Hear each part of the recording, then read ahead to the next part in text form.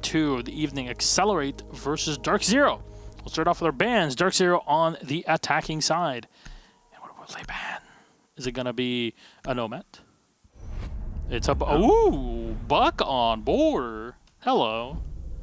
This is a fun time. And Achieved is upset. Yeah, and that's the thing. That's more of a target ban. DarkZero run BC, right? He's literally Buck incarnate. But at the same time, like, nope. Okay, Achieved. but Achieved is right up there with him. Exactly. And this is actually a very common ban in Latin America on border, taking out the Buck. We see it multiple times over. North America, however, very slow to adopt that kind of mentality, and I believe this is the first time we've seen a Buck ban on border in North America. Yeah, we see it on Consulate every now and then, but... Yeah. And Pulse, okay. So this leaves us with both Echo and Maestro available. Shields are also very much an option for DarkZero once they get to the attacking side, which is something they are very well known for. So losing the mirror and the pulse could be pretty significant. For me, I want to focus on the attacking bans. You still have at your disposal Glaz, Nomad. Order with a Nomad available, Blackbeard as well. There's a lot at the disposal of the attackers right now versus the defenders. You can still bring a Valkyrie to facilitate the role of a Pulse. You can bring a Maestro, try and look through the smoke on the Mira, and try and replace that kind of utility for visibility. Wow. I kind of like the attacking side on this one. EXG not flexing any of those options that we brought up, though. This is my problem with the setup that happens in NA. It makes things easier. I completely agree. However, I think it's a bit redundant to bring both the Thatcher and the IQ to this situation. The IQ is a response to, if they're going to bring the Echo, we have something to defeat it. That is pretty much foolproof. Very good. However, the Thatcher, yeah, it's going to delete those bandit batteries, but you can do that from below anyways. And even if the Pulse is banned, you're going to have to take control of the bottom floor anyways, just to make sure there's nobody roaming from below that's going to C4 you the instant you go into the site. You're bringing a Zofia. Usually, both the Zofia and the IQ would be the two on duty to do that sort of thing. So this is why I think picking Thatcher, whilst it just makes things easier, it's a bit redundant. It doesn't save you much time, and a lot of times it kind of makes teams just forget about some of the essentials, like, ooh, this is a pretty sweet camera actually. But at the same time, it kind of, I don't want to say lazy, but it makes you forget about an essential and just focus, oh, we're going to push in, and so many times you've seen it. Fine. Pulse or not, that C4 from below can be so damaging. Well, talking about storylines for this game, it's a tale of two entirely different stories for both of these rosters. We saw EXG come in, being promoted from Challenger League in Season 8, and then coming into the beginning of Season 9, they looked not wonderful. They make a roster change, though. They add their coach, Thomas, to the main starting five. That was like they start played in around. number 2, I think? Yeah. They started turning around with Thomas, but as of right now, they're mathematically eliminated from possibly making it to land. The biggest difference, though, is that they're still possibly in contention for that relegation spot, the number 7 seed. Nitrocell will get launched out by Hot and Cold, and won't do any damage to anyone on EXG. There's a missing bandit battery on the trip wall, so Crusher angling to try and take this down. The EMP will do a little bit of work as Hot and Cold fills in his missing bandit battery position, but the other two evaporate from thin air. Jump out there from Jarvis onto AC will drop about half the HP of Achieved off of his life. The stun's coming out from Thomas, but a bandit trip going to be successful here from Hot and Cold at the narrow finishing millisecond, and he will continue to be a thorn in the side of Excelerate up against the trip wall, and no pressure from the main hallway yet to try and clear him out. And that's the thing, you're using the Zofia correctly for the job that you want to do with her, which is basically, oh, we're going to stun lock the bandit, force him away, etc. But in this case, you got the bandit. That's fine. He dropped off into the hatch, got the kill off of it. Thomas finds another one onto Mint, and that's the smoke. It's a huge kill. You don't even need to open up the wall at this point. You're just clear to enter. But they kind of forgot about Jarvis in this position. Even though the wall is only half reinforced, it's still going to be more than enough for him to fight through it. Crusher will find one, but the refrag from Nyx directly onto Bio. Now he's coming up those stairs. He'll find another one down in main. Into 2v2 suddenly. Crusher and Achieved the last two alive on the attack with BC. The Maestro holding it back. Achieved will spot the Jaeger and Nyx moving into the armory, but all you find is just a reinforced wall at the other end. Move in from the balcony and go for the plan. Pre-fire so close to hitting the thermite in the back.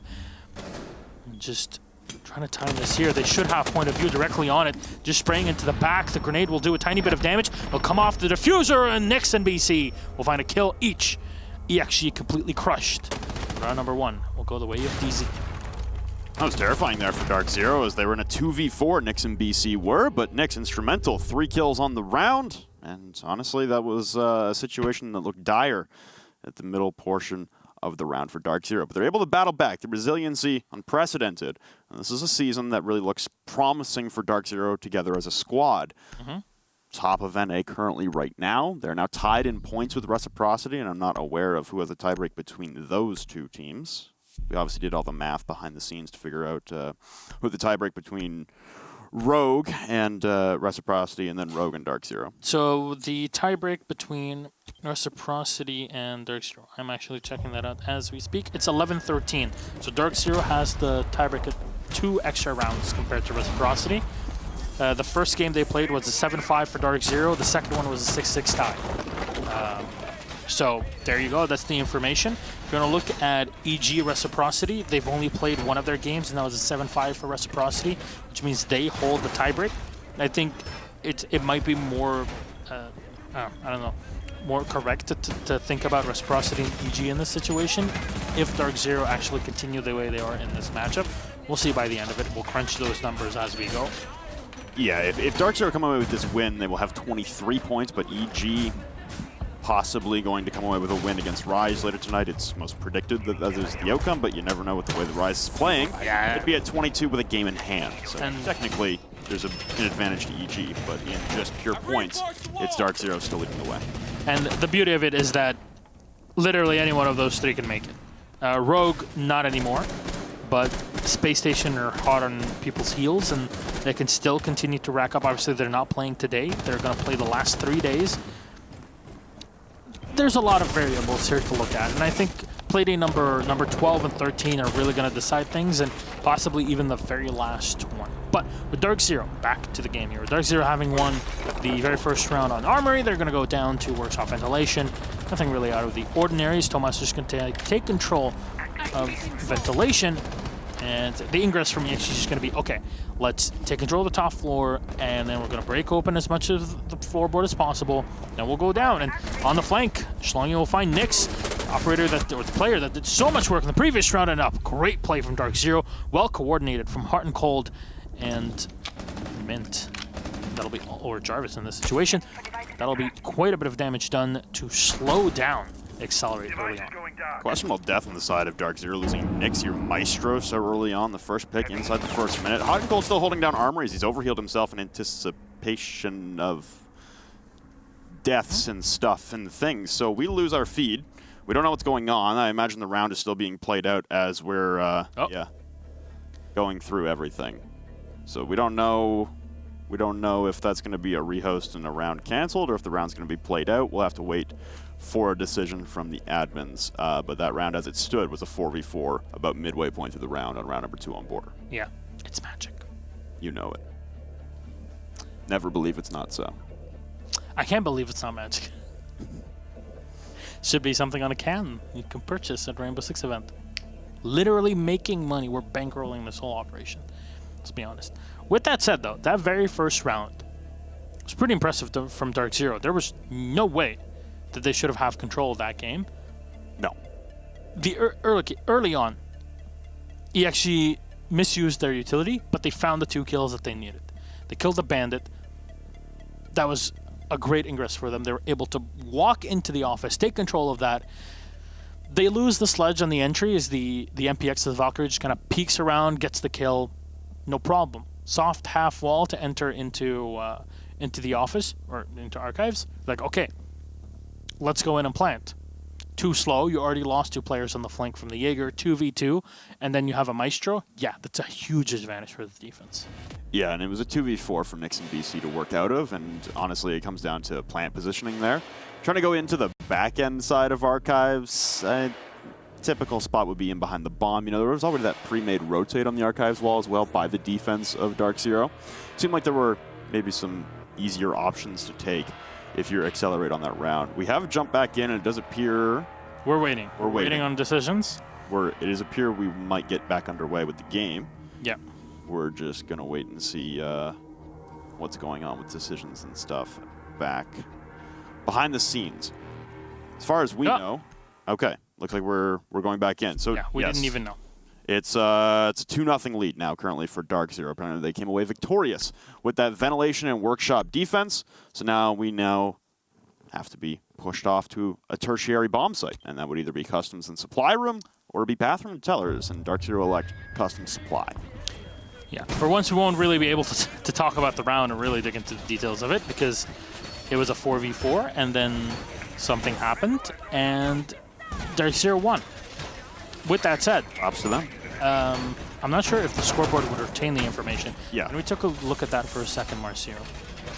We can flash the scoreboard. That would be server-sided. That wouldn't be.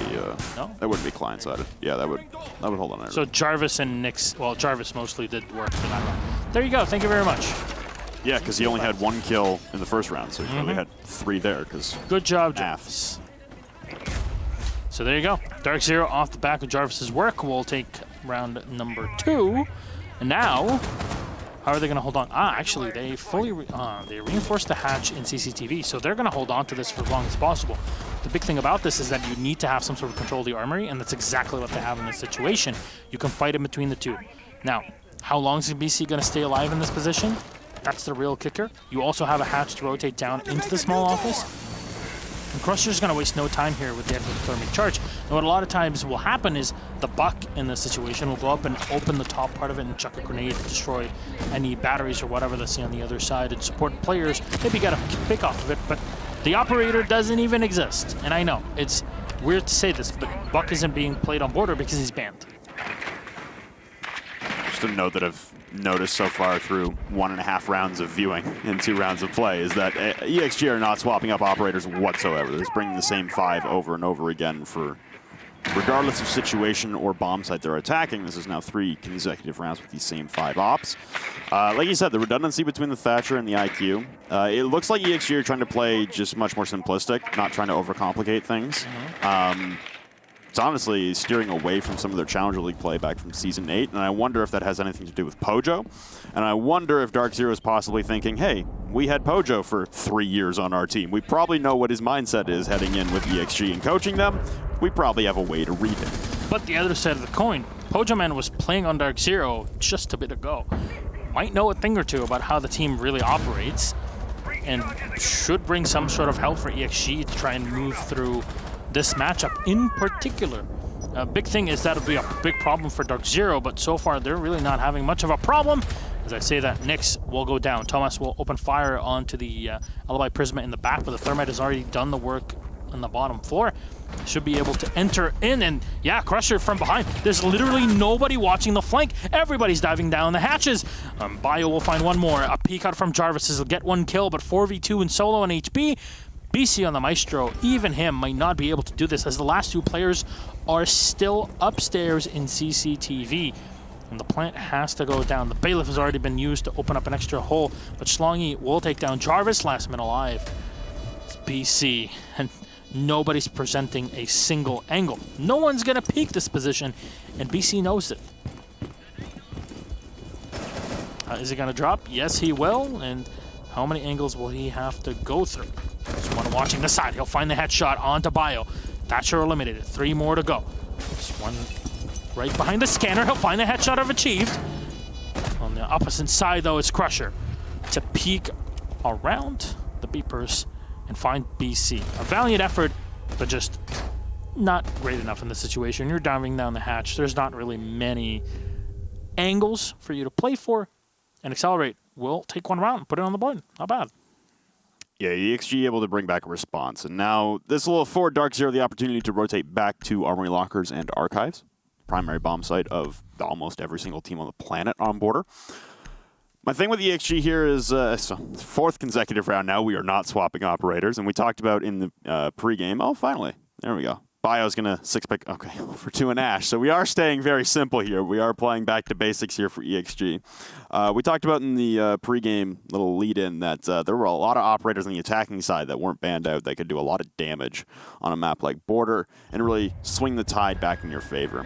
I'm not really too worried about EXG, though, considering this is almost the same game script we went through with them against Rogue the first week back from the break for SI, which was they surrendered the first 3 rounds. EXG did to Rogue on Border. Took them a little bit to wake up. They level things at 3-3 heading into the half, and then their second half didn't play out as well as they would have thought or would have hoped it would have. So I think this is just a case of EXG taking a little bit of time to warm up. And better to do it in round 3 than in round 4. Again, they had the massive man advantage the last time they attacked this bomb site. I don't see why they can't execute a little bit cleaner. Maybe have a little better luck stun locking that bandit, hot and cold, playing on trip wall.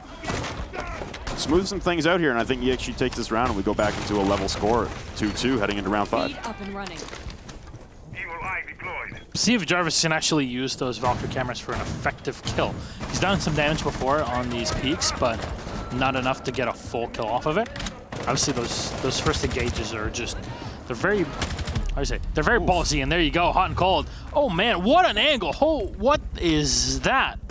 Well, there goes your ability to stun lock the bandit, and that's your... He stun locked you. That's honestly one of your better performing players on the entire team taking out in. You've also 6-picked off the Thatcher to the Ash, so all you've got is frag grenades now. And honestly, I like that change. It's just, when you lose the Zofia, it complicates things. Yes, indeed. But you can still take care of the bandit batteries from below, and that's what Bio is going to try to do from here. And this is what I was talking about with the whole redundancy. Sure, the 5.52 is great, but if you can just kill people, that's, you know, maybe even better in that situation. It really does depend. And the wall is already open. No problem whatsoever for EXG in this. Well, at least push hot and cold back, but Jarvis has that small hole to use. A lot of times you'll see Smokes playing in that position. That at least what happens in EU and in Latin America, even if you look at EU Challenger League.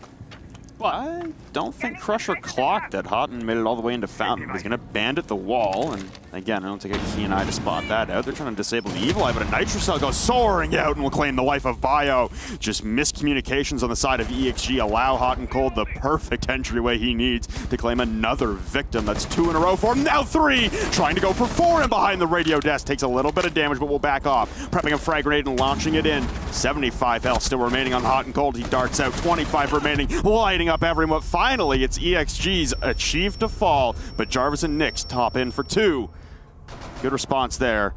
And again, missed tiny movements for EXG on that one. Hot and Cold allowed the perfect opportunity to come in and strike.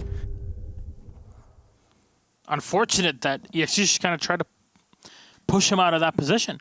And I really think that if it weren't for the fact, at least looking at the performance here, if it weren't for the fact that that third site that was played was down, you know, downstairs in the security, there just would have been no way for the score to get to 3-1. This is just complete control from DarkZero, and EXG just cannot find a single footing in this. Oh yeah, sure. Now we brought the Ash. We don't have to deal about the bandit. We don't have that extra redundancy. We'll get a bit more firepower, sure, but man, now this is problematic because you don't have the firepower of the Zofia because you got sniped literally in the first second of the round. It's these sorts of things that DarkZero are doing with those runouts, as I mentioned in the previous round. If those are successful, they have such a huge morale effect on your opponents, and it just propels you. You're more likely to win the round. I actually would like to see this statistic if it does exist. So if Spleck is listening to this, please do have a statistic of rounds that have been won by the defense after successful spawn peaks. I just want to see that percentage. Very interesting. That'd be a lot of man hours to go through and catch that. I'd be shocked. Literally all he have. has.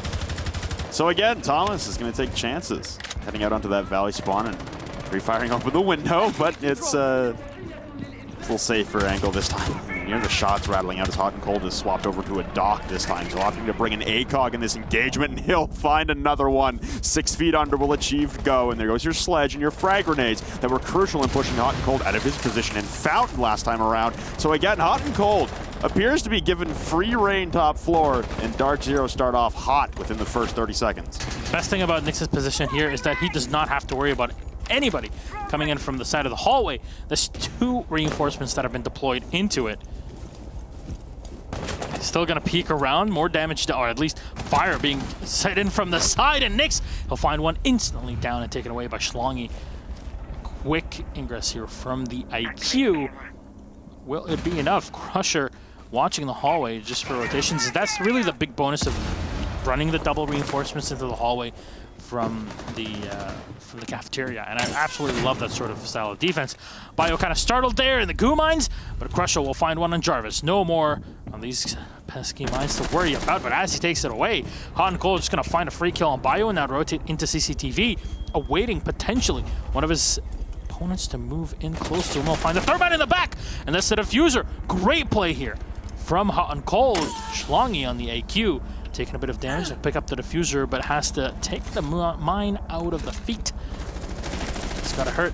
I'm gonna drop through the hatch, and that's hurt. Mint will just miss every single round. Schlongy now turning it into a 1v2, but a quick shot from BC finishes him off. DarkZero, yet another round on the board. So again, it's Hot and Cold and his individual efforts upstairs, and honestly the inability for Excelerate to be able to lock down one member of DarkZero, isolate him, and make sure that you're winning either your 1v1s or your 2v1s. That's a scenario in which also timing becomes crucial. Schlongy, milliseconds late to killing Nyx, could have been the saving grace for his teammate, but nonetheless, Thomas was felled in that main hallway by Nyx through those bullet holes, and nanoseconds, man. It's the timing in this game, and it seems like Excelerate just don't have their timings down. Another 6 pick for Bio off the Thatcher onto the Ash, so again, we remain static on the lineup of EXG, while a very fluid operator choice from DarkZero constantly, round after round. They now head back to Customs and Supply Room. They've done a round trip on these 3 bomb sites, and then I'll go back to Customs and Supply Room for the second time. The only round they lost in this game so far. I'd be very shocked to see if DarkZero elect to reinforce that Customs hatch again from CCTV, as Excelerate exactly. really focused on just pivoting into the objective immediately. Within 10 seconds, Crusher's blowing up detention. You've got guys pushing in from main hallway and passport check. There was 0 emphasis placed on pushing upstairs and clearing that out. They knew that the hatch was going to be reinforced. They take site control. There's no easy retake. They hold all the flanks down. You saw the flank hold from inside of Workshop on the typical rotation to vent, watching server hatch. Like the setup for EXG was perfect on that round, and they do reinforce the hatch again. But this is what I like from DarkZero. I believe this is how they're thinking about it. They're like, okay, they switched away from the Thatcher. What had happened before is that they didn't bring the Bandit. The Thatcher was brought just in case from EXG, but they didn't even need him because the Thermite just opened up detention and went in. That flank was left completely open, and you couldn't have any players playing inside of the site securely the whole time because the wall was opened up so early in the round. However, with this change, now you can actually play CCTV as more of a supporting position and then drop down into the office without really having to worry about flanks being completely open or losing manpower for no reason on the bottom floor. And it's those sort of small details, thinking ahead from DarkZero, but also kind of predicting and playing ball with the EXG. So again, Hot and Cold will be playing upstairs, this time with an ACOG, just on the different French operator, and again, he finds multiple targets to track inside of offices. This time, Schlongy will use that electronics detector and find the same Valkyrie camera that was spotting out the majority of his teammates in the main hallway last time around. Schlongy trying to push in and grab some fountain control. Hot and right now the prime target for Excelerate. He's been the man that's been the most pain in the side for Excelerate. Electronics sensor through the wall. I think BC's behind the reinforcement, so he's safe for now as he's watching the cameras, and as the sledge comes out, Jarvis takes a lot of damage and has to retreat, and finally the kill will be collected, but Mint on an immediate trade onto Schlongy. All right, you lose the IQ in this situation for the Valkyrie, a pretty even trade. The big thing, though, for the defense is losing out on the C4. That would be great to support Nyx in this position. Mint can, from below, provide a bit more support. If you only knew. And he had an enemy so close to him, but achieved will find hot and cold. Finally, he'll get one, but the refract from Nyx perfectly done. Can't get the drone, but it'll rotate back safely with the support of BC, their teammates, watching the Maestro cameras set upstairs. Bio is still unscathed, but not really much room to maneuver. You already saw the drop coming down into the office downstairs. PC just still watching out. Nyx taking damage from the top floors. Holes have been opened up. I believe they're using the same holes that have been opened up by the defenders themselves, and Bio is going to continue to use his breaching round. Just have as big of an angle as possible, but the problem now is that Maestro camera is going to still be up, and the defense will know exactly where EXG is. Crusher's going to opt to open up the CCTV hatch as stuns from the lifeline will rain out and disorient Mint inside of the supply room. Crusher twisting, not really sure where to go right now, but the Evil Eye will have perfect purview behind Nyx as BC tries to lock down the hallway with the Alda, turning his attention away for a split second. This might allow EXG to rush in, but Mint collects two. Bio in the immediate trade, but Diffuser surrendered inside a supply room. Still upstairs, Bio will drop the CC hatch as BC turns away at the most inopportune timing. Flixen turns in behind the security detectors, turning to the corner. There's no time left. Collects the kill onto Nyx, but it's DarkZero coming away victorious and head into the half. 5-1 advantage on border. EXG letting this one slowly slip away through their fingers one round at a time.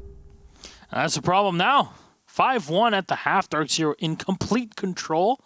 I'm really curious to see how DarkZero run their attack, at least looking at their operator builds, because of how rigid things were on EXG. The only really major change they had was moving away from the Thatcher to the Ash, right? Yep. Maybe there would have been better things or different things for them to use in that situation. In general, it's just DarkZero being able to kind of roam around and adapt to their opponents. You saw the first unsuccessful hold that they had downstairs in Customs. Well, they changed it around. They see that EXG changed their operator lineup, and what does DarkZero do? They do the same. They make sure that their flank is locked down completely. These small adaptations end up having massive implications on the round. From a 3v1 or 4v1 at the end of the round to basically complete control on your side, 3v1 for the defense. These small things really end up having a big effect. Same double reinforcement with the bulletproof camera being brought up by the Doc Schlongi. It's another one of those big reasons of why we want to bring the Doc. And again, the alibi. The operator can bring a decent chunk to the table, but it really does depend on how you end up playing her.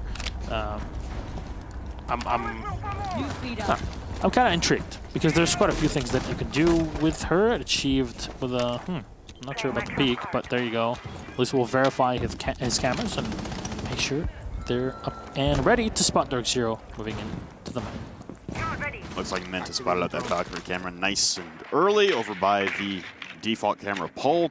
So we've seen a game like this. Well, I mean, we've seen the first half of a game like this quite recently. It was Rogue versus SSG on this very map on border a few weeks ago, in which it was Rogue that went up 5-1 on border. Swapped the second half, and it's SSG who come back with a 5-1 half of their own, are able to draw back a game that looked like it was going to be an instant loss. So EXG, while they are back against the wall right now, they're on the verge of losing the availability of 3 points.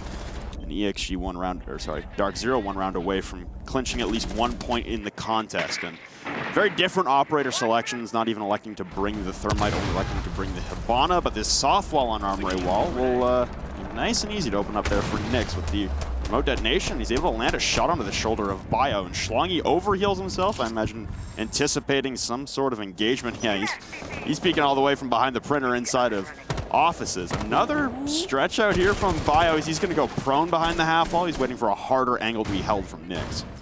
And Nyx, oddly enough, running the G36 with the ACOG. A few players have done that. We've seen it in Europe. We've seen it also with Rampy, for example, with Space Station. And it's done a decent chunk of work. It just really does depend on how you would like to play this. Actually, you see the 2 Prismas that have been set inside, and DarkZero kind of ready for a rush, I want to say. Are there any reinforcements being played here? They'll move in. All 3 Prismas are actually set in CCTV. So great clear here from DarkZero without needing to use too much utility, but that's at least 1 smoke to used, and achieved from below, again hitting the C4 so well. But now, point of view into Fountain, nothing being found. And Nyx will just open up the side of the wall into the armory. Completely left soft by the defense. Now drones are coming out to try and scout things out. A bit too late as we hit the 45-second mark. The round is nearing its end. These EMPs are being thrown everywhere. Mint will find Achieved. At least that's one of the flanks you won't have to worry about anymore. It's going to have to be a swift plant attempt here. It's hot and cold planning right in the purview of the door. A wide peek coming out, but BC winning it out on 3 HP. But Crusher through the wall with a shotgun will drop hot and stop the plant attempt. Nyx having to rotate over. Diffuser recollected. A wide peek from Thomas will be able to drop BC with the MX4. Repels upside down to the windows as Nyx charges through the breach, taking down one, but can't land enough to drop Schlongy, another member of EXG, down to 5 HP. Bio cleans it up onto Mint, and DarkZero, their reign of terror put to a momentary halt as EXG draw one back. It's still a 5-2 scoreline, but we saw a defensive half in the first half on the side of DarkZero. Could it be the same for EXG? And we'll see if the trend continues here. DarkZero need to secure themselves at least the 6 rounds. I'll guarantee them a point at the end of the day. At least to try and stifle EG. They're holding on to the first or second place. Obviously, each one of them will get you to land. But on top of that, you're also looking for the highest seed possible. I mean, we're looking at if you're the second seed, you might be facing Team Empire. You know, but these are some of the things that you really want to make the chance of them happening as minimal as possible. So you kind of have to put them into the back of your head in consideration. But DarkZero will have to attack the workshop. And what are they bringing for the change? The Capital. That's really the big one. Otherwise, we'll see similar lineups to what they had before. EXG still on the dock. A very vanilla lineup. If you look at all the operators, if you're confused, this was pretty much what was run back when this map was introduced back in the day. But it works. And that's the big deal about it. Though, Valkyrie's been pretty important, and not only doing the work with the Nitro Cell, but the camera collection, the information being collected by the cameras is also very key. Both teams have been able to kind of do quite a bit of work with it, right, Phil? Yeah, and I mean, that's achieved in a nutshell, honestly, and it's his C4 play that really is so signature. I don't know if you remember the one where it's like 3 C4s used, 3 kills in a row. Like, it was absolutely beautiful. EXG playing on border specifically. It was beautiful to watch that coordination. And that's honestly, that's their team in a nutshell as well. They love utilizing the lethality at range from those Nitro Cells.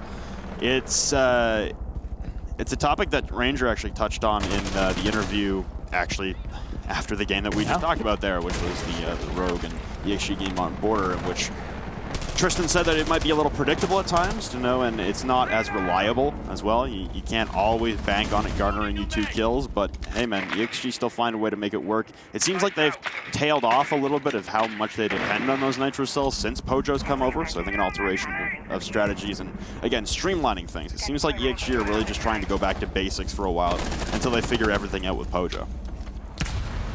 Here the X-Kairos going off in the back. DarkZero kind of have made themselves an extra way in. And that's now Nyx coming in from below through jail into customs area. Achieved will try to combat that in just a bit once they butt heads. I wonder if there's going to be a drone to help him out. That'll be him droning for himself, which is not always a great position to be in. He's going to be able to spot the Valk in the back. Well, she ran away at the last second, so won't be able to spot Achieved. Yeah, he's just going to play in the back by the toilets. Schlongy will continue to watch the cameras downstairs. DarkZero kind of taking their time, but they need this because this is allowing their top-tier fraggers to kind of put themselves in better positions, not only to set up kills, but also to set up their utility before entering the site itself. It's a little concerning for me seeing DarkZero move so slowly on the attacking side. Obviously, you have 3 minutes, might as well use them all, but we're talking about site executes and conversions coming in with the dying 30 seconds of the round, with a lot of members of the defense on EXG still alive. Bio is going to keep quick peeking these kill holes in the side of the workshop wall until Mint turns the corner and tries to put an end to it. You've also got Nyx inside a supply room, staring down the barrel of Crusher, who's now been overhealed himself. There's been a lot of reliance on those Doc Stim pistols, and Achieve will cut through Mint as he tries to turn the corner. Nyx, though, in a trade at the server door, goes for 2. This is G36 cutting through, and there's another one for Nyx. He's got a 4th one at his doorstep, but Thomas will decapitate him. A plant going down by Hot and Cold, and now as the asphyxiating bolts are out, Thomas, finally Hot and Cold will have to pull off the plant to acquire the kill, but a Nitro Cell onto the castle barricade and a rotate coming out from Achieved in a 1v3 in the dying moments of the round yet again for DarkZero, and still no Planted Town coming out until just now. Turning the rotate though, BC from above will be able to shut it down in its tracks, and Achieve will fall. EXG surrender the possibility for a win, and DarkZero guaranteeing himself another point in this fantastic season they're having. Just G36, R4C doesn't matter. As long as you put yourself in good positions, and as long as you're as good a player as we just saw with those peaks from Nyx, yeah, it doesn't matter what he has in his hand. 6-2 to guarantee 1 point at the end of the play day minimum for DarkZero. They're kind of making quick work of Excelerate. Yeah, this is a very different Excelerate that than we saw a couple weeks ago in their game against Reciprocity. It feels like DarkZero just aren't falling into the same bait trap that Excelerate were setting for Reciprocity in that game, where it was Reciprocity were getting quite antsy, and they were taking gunfights, and in all honesty, they probably shouldn't have. If you manage to lose the majority of the rounds on the defensive side on Clubhouse, something's clearly going wrong, and Excelerate were able to take full advantage of it in that game. DarkZero, though, in this game, they're not making any of those mistakes. They're playing pretty flawlessly. Honestly, their defensive halves were a masterpiece. Their attacking sides, they come down to the wire. They are nail biters, but they're still able to convert. And it comes down to those little 1v1 scenarios. And honestly, Nyx in that round, a huge catalyst. Well, see how EXG try to play against this one. They're going to go back to ventilations, as we saw in the previous round. Same setup, and even counting the black eye positioning there, as you saw. Chief setting up, and also had it in the previous round. Schlongi watching it for most of the time as well, allowing him to move around. The odd thing is that, I say odd, but it really just is an odd thing specifically for Schlongi, because a lot of times you'll see him playing the role of the Jaeger, right? But none of that is being run at all by the defense here. Mostly because maybe they're not really worried about grenade play to come out from DarkZero, just because, oh, Buck's not here. DarkZero don't really run the sledge as much as the Buck. It's good. You want to kind of make use of whatever extra operators you can have, eliminate some of the redundancy. But Mint is going to come in, set up one of his air jabs that have been actually proven to be quite effective, I want to say. So yeah, it's an alteration to the DarkZero lineup that we haven't really seen so far, which is, we still saw Jarvis swapping out from the Jacket to the Capital, which was changing up your smoke operator, and obviously these asphyxiating bolts did a little bit of work last time on Thomas inside of ventilation, but now this is a secondary swap to an all-new operator with a different utility, and a pre-fire peek there from Thomas as he stretches out from behind the half wall to evade those asphyxiating bolts coming in and pushing him out of his position. He's able to collect the kill into Hot and Cold, but not before Hot and is able to detonate some X-Kairos pellets onto the wall. Jarvis, though, trade onto Thomas, but Schlongi peeking out again. Aggressive angles and aggressive stances being taken by the majority of Excelerate, and they're winning out a lot of their gunfights here. 2 players away, one of them your only hard breacher. Damage has been done, though. You have the extra angle that you can now use to watch into Armory, so that's a big deal for DarkZero. BC also has a perfect position through the other angle that was opened up already by the X-Kairos to look all the way down into the office. Mint's going to take his time to kind of move in from below, and there's still quite a bit of time on the clock. He's going to set those up for air jabs. It's going to be great if you can hold down the east stairs so you don't have to worry about flanks once you get down to business.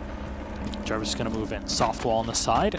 There's also a breach charge going to be set up here from the Thatcher.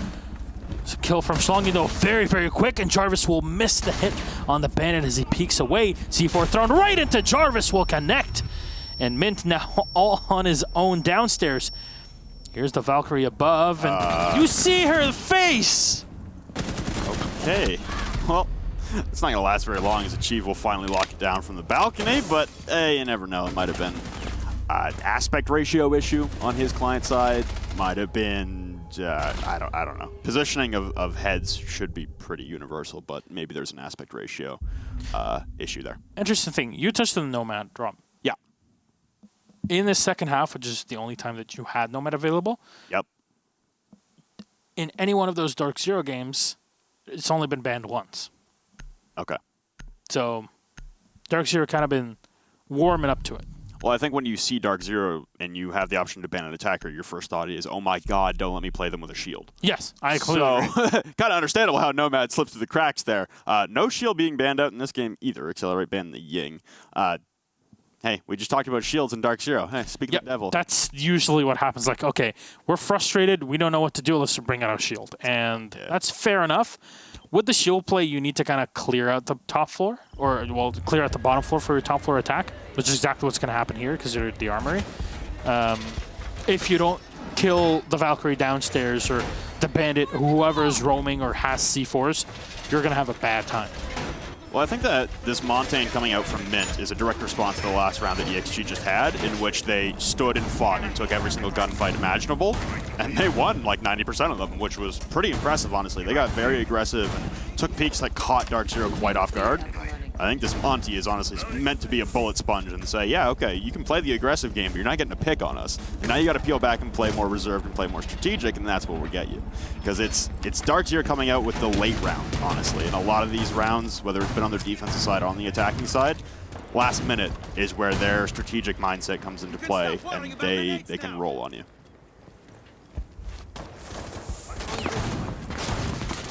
Stalling on the Jaeger. I mentioned that he wasn't really playing the op, but there you go. Usually doing quite a bit of damage, actually. You really have to fear Stalling the operator in general, but his flank play and the way that he maneuvers around. Sometimes hit or miss. You know, it's just sometimes it fails spectacularly, and sometimes it collects a 3K that wins you the whole round. It's been actually leaning more towards winning than messing things up recently. He's got the new skin on. I love it. I love all the Don't shoot my papillon. I was hoping we'd see more of those Rainbow as Magic cosmetics. And oh no, Thomas caught out in a very precarious situation there as he's actively bandit tricking. And Mint just kind of walks in and says, hey, what's up, bud? Imagine this, like just Monty shows up, it's like, bonjour. And then just, what are you going to do? You just have a smoke to play against him, sure. The smoke in that position is just going to be used to either clip through the wall or just with the holes that are opened up. There you go. That should be more than enough to do some damage. But he can't really do anything against them. And yeah, it's like a nuclear deterrent. He's just there. Well, there it is. Bio and Thomas were both taking aggressive angles in towards Mint, but he's full shielding. He does not really care how many magazines you dump at him. Not really going to make much of a difference, and he did his job in forcing Thomas off the wall long enough for Hot and Cold to open it. So now DarkZero getting much faster on their take. What's the problem, though, Robert? Nobody has cleared out the bottom floor. And I fear that C4 play is going to be a big deal the deeper we get into this round. And that Monty's going to fade away real fast. And I think that's what BC is going to try to do here now that the job of Thatcher has already been done. Just to clear the bottom floor, make sure that he has control. And he'll hear the impact grenade being used up by Achieved but as he runs away. But they know that the Vigil in play. They know that there's still a Valkyrie here. C4 from Thomas has already been used, if I'm not mistaken. At least chucked out. Gonna try to go for the plant here, but a soft wall on the side is gonna block Hot and Cold for just a bit, and they actually spot the bandit playing from inside there. Smokes, and there you go, 2 bolts out. Smoke will do a bit of damage, and will push one player back, but Hot and Cold and Nyx will find a kill each. Achieved one on a BC, the flank play from the Vigil. Diffuser's still not set, but actually will go down. Well done by the Monty. Jarvis, beautiful taps on the Para 308, leaving only 2 alive. It's Bio and Achieved, and a quick shot from Nyx, shutting down the rotations. Bio will come in for a kill with the MPX, but so little HP is left, and Nyx is coming around the flank. He'll have to worry about 3 players, including a Monty. Hot and Cold cleans up Bio, and that's all she wrote. DarkZero will take round number 10 and the entire matchup and go up yet another 3 points up on the board, closer and closer to qualifying to Milan. The first time DarkZero would ever make it to LAN, and in this lineup. It's been a while. Yeah, I was going to say, as that lineup. they have made other lands before. Yeah, it was Flipside, and that was so long ago, and that was